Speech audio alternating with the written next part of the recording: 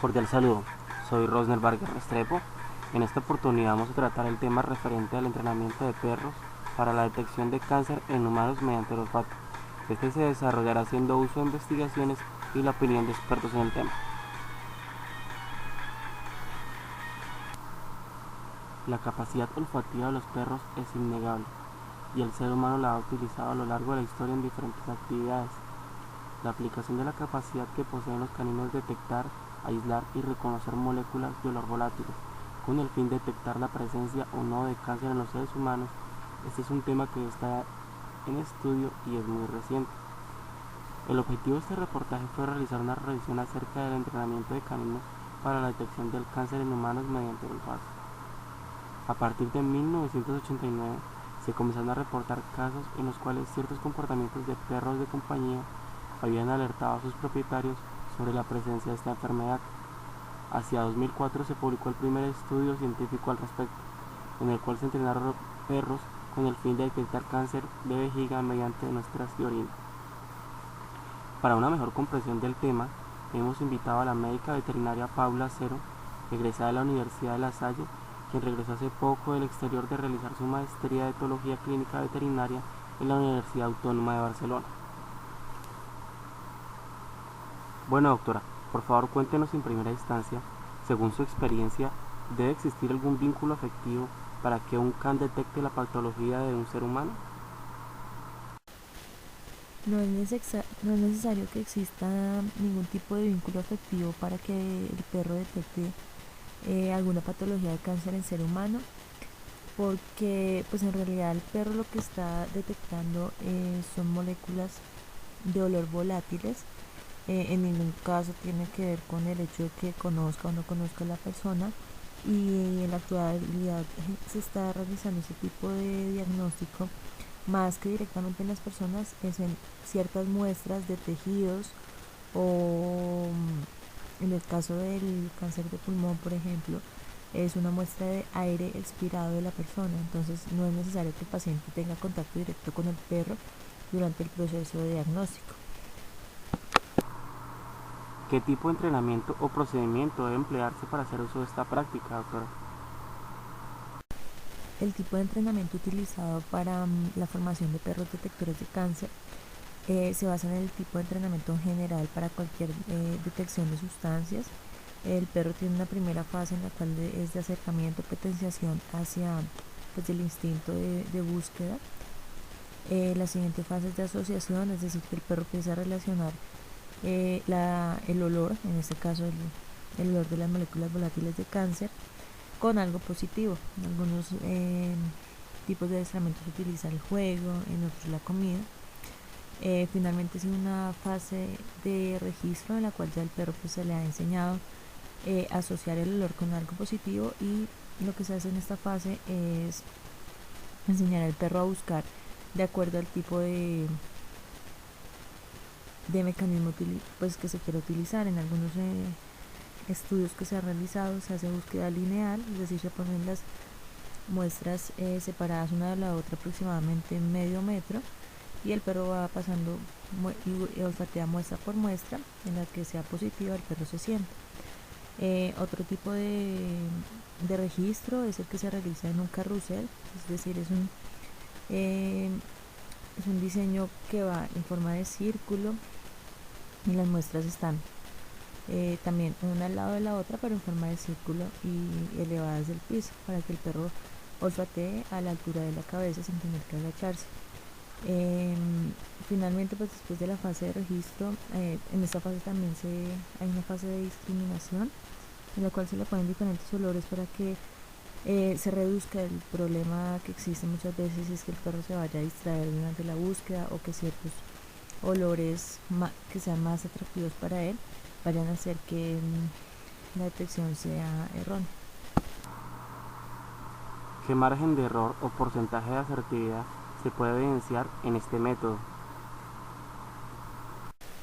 Bueno, más que margen de error, cuando uno habla de protocolos diagnósticos o métodos de diagnóstico, uno habla de la validez que tiene este tipo de método diagnóstico, es decir, si mide lo que realmente se supone que debe estar midiendo.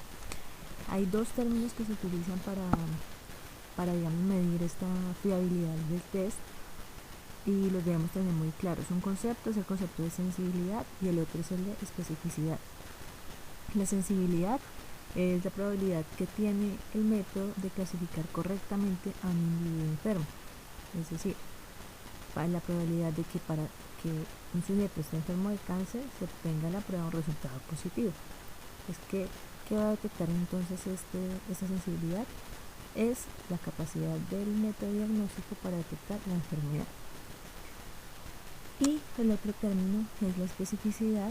El concepto de especificidad es la probabilidad de que el método diagnóstico clasifique correctamente a un individuo sano. Entonces es la probabilidad de que para un sujeto sano se obtenga un resultado negativo, es decir, en este caso que el perro no dé ninguna respuesta frente a la muestra del paciente. Entonces la especificidad en resumen es la capacidad para detectar a los individuos sanos. En cuanto a los resultados que han dado el método de detección de cáncer mediante el olfato de los perros, hay dos pues, que me parece muy clave hablar. En cuanto al cáncer de colorectal, que se puede detectar de dos tipos de muestras, la muestra de aire expirado y la muestra de heces, se ha encontrado una sensibilidad y una especificidad por encima del 0.91. Es decir, esto trasladado a porcentajes nos indica que hay 90% posibilidades o más en cuanto a la sensibilidad y especificidad.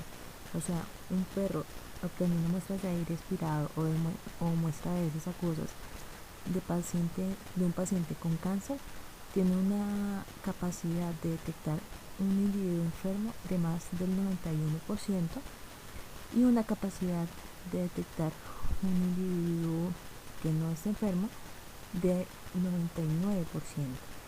Esto es muy importante, y si lo comparamos con los métodos actuales de diagnóstico de cáncer, incluso se puede decir que hay más sensibilidad de un perro para detectarlo que algunas de estas muestras, sea porque el cáncer está hasta ahora empezando o está muy avanzado, o haya cierto tipo de factores que pueden estar afectando los métodos de diagnóstico tradicionales. Pero en el caso del perro, digamos que es supremamente difícil que esto ocurra.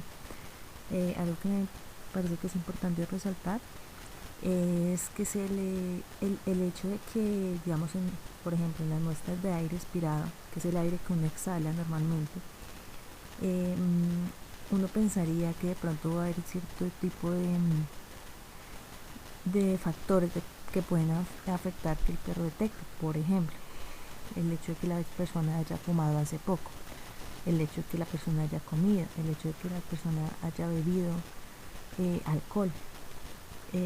Se realizaron también estudios teniendo en cuenta este tipo de factores o de variables, y en realidad los resultados fueron exactamente los mismos. Es la capacidad que tiene el perro de un tipo de olor en el que hay muchas moléculas de olor volátiles diferentes. Por ejemplo, al expirar la persona está moléculas de olor de lo que ha comido, de lo que ha bebido, pero también las moléculas de olor volátiles del cáncer generada por alguna sustancia química que hasta ahora está en estudio. Se está tratando de detectar qué sustancias son las que producen las células cancerígenas y que son las que huele el cáncer. Pero bueno, en resumen es decir eso, que los perros tienen la capacidad de aislar estas células de olor sin importar qué otros olores estén mezclados con las sustancias. ¿Existe alguna etapa clave de la patología donde se facilite la detección de la misma? En realidad no se ha descubierto que haya alguna etapa clave en la cual el perro, digamos, detecte más fácilmente el cáncer.